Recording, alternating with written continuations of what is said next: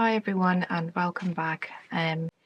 Today what I want to share is all about God speaking. We serve a God who's alive, who speaks. He's not a mute God. He's not a carved image or a statue, but he's a God who's alive and who has throughout the whole Bible spoken to his people, to his children, and he still speaks today. And so there's various different ways that God can speak to us. It could be a soft voice on the inside, sort of in our thoughts. God could be speaking to us. It could be through the word, most importantly through the word. It could be through sermons or preach that we might listen to on Sunday at church, or throughout our week on YouTube. It could also be through other people, so friends or family or anyone we might know. He could be speaking through them to us as well, and God often gives someone a specific word to share with others, or just through sharing something without intentionally thinking that it's from God as such, but that could be speaking to someone's heart. Whatever they might say or share, something within that could really speak to someone's heart, and that could be a way that God speaks to them. And also some people on occasions have shared that they've felt like they've heard the audible voice of God, so God can speak audibly as well, loud and clear, as if he's actually in the room, and they hear actual voice speaking. And so there's sort of three areas I just wanted to bring up for today. And one is sometimes God speaks to us, but we don't want to hear it. Our flesh kicks against it. We are in denial. We brush it off and say it's not God. That's not him speaking.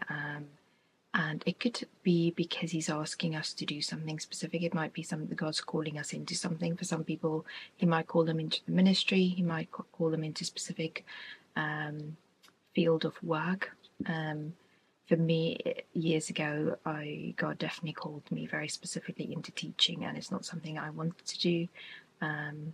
I never thought I would teach. I didn't think I was naturally skilled to be a teacher in any way, but God very clearly called me into teaching, and for a while I kicked against it and didn't really want to hear, but God spoke on a few different occasions through different people, and to the point where I couldn't deny it anymore. But yes, so sometimes God calls us to something and we don't want to hear it. It could be also because of a sin in our lives. It could be that God is asking us to lay something down, or change our ways, to repent and to change our lifestyle or our ways. And it could be that we don't want to hear that, and our flesh is kicking against it, and we're telling ourselves, no, that's not God.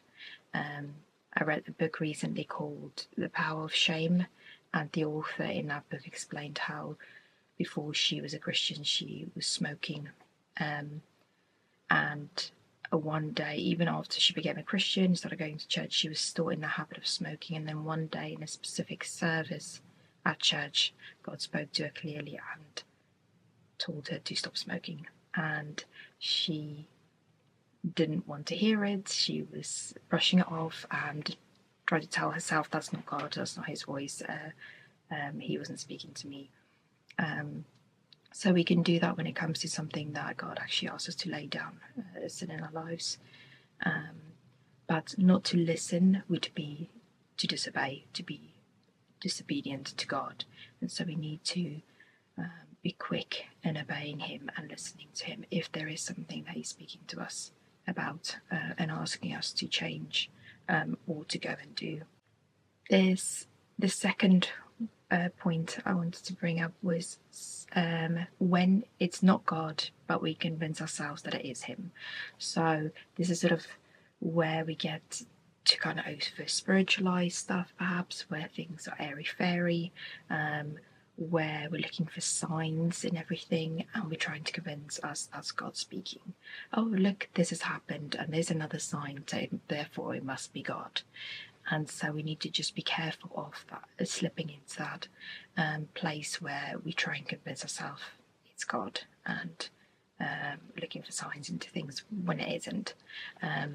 Years ago, we were looking for a new car because our previous car was giving us some trouble, and I kind of slipped into that as well. I was looking for signs along the way that this is the right car for us, and tried to convince myself, and in the end it wasn't right, and it wasn't from God, and we did buy the car in the end, but it gave us loads of issues. Within 6 months we had to return it because it broke out. We were breaking down on the motorway and things. But so sometimes we can over spiritualize stuff, looking for signs and trying to make things fit and put God behind it all and saying that was God when it actually really wasn't. Sometimes things can slip into place really easily, just in the natural, and then we want to convince ourselves that surely that must be God because look how easily this came together. And I don't think that's always the case. Just because things flow easily together might not be because that's from God. And I think often when we do this, when we get to this place, is when we're actually in a place where we're not very close to God. Maybe we're skipping on our personal prayer time and devotional times, and we're not spending the time we need to with God. So we want quick fixes or quick ways to kind of hear from Him. And then often we're looking for signs in things and trying to convince ourselves of things, that it's God when it actually isn't. And the third point I wanted to bring up was sometimes we've put up walls. We find it hard to hear God's voice because we personally have put up walls. And that might be because of pain or hurt, or we've had a bad experience with something. And we put up a wall and we doubt ourselves whether we can hear from God or not. And then we might potentially find ourselves in a bit of a desert place where it feels like God is silent and He is not speaking. But if we really dig deep down, we might find that the root of that was our own personal hurt or pain or doubt that has caused that. And so we need to be careful not to harden our hearts towards God in particular and cause doubt to take root in our hearts, because that will get in the way of us being able to hear God's voice clearly as well. So I think the solution, in a sense, to all of this, to hearing God's voice clearly, to hearing Him speak daily, is that daily discipline, spending that time with God.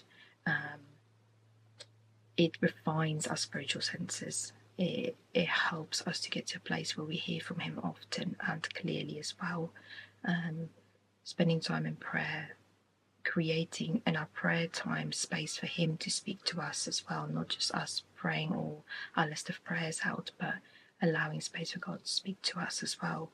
And sometimes it might be that we have to cut things out and have to sacrifice some things in our lives to get to this place where we feel like we can hear God clearly and we're in a close, intimate relationship with Him. It might be that we're spending way too much time on things we shouldn't.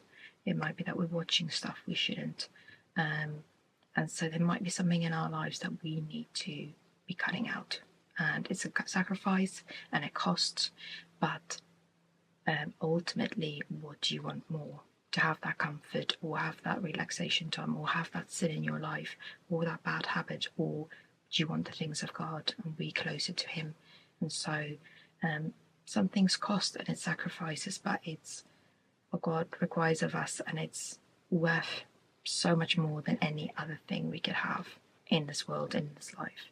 And so I think it's important as well to pray for ourselves, or ask other friends and family that you trust to pray for you for against confusion and for clarity when it comes to God speaking. And I just want to share, before finishing off, is Psalm 40, verse 6, and it says, "In sacrifice and offering you have not delighted, but you have given me an open ear." There's another version that says, "My ears you have opened." And so that's my prayer for my daughters. That's my prayer for all of you who are listening, that God will open our ears, that we would hear him clearly, that there won't be any confusion and doubt, and that we'd hear him speak regularly as well. And in the times where perhaps God might feel more silent, that he's not speaking as often, or you might feel that God is further away or distant, or we're in a bit of a wilderness season, I just pray as well that in those times we won't doubt God's love for us, and also that he would make it clear and reveal to us if there's anything that we're doing wrong in our lives, whether it's putting up our own walls or whether it's a sin in our lives or something like that. If there's an action on our part that we need to put in place, a sacrifice, that God will reveal that to us and make it clear to us as well. But ultimately that he would open our eyes, that we'd hear his voice, and that we would know his love, his deep love for us through all seasons of life, in the times when he speaks often and clear, and also the times when we feel like he's not speaking that clearly or that often.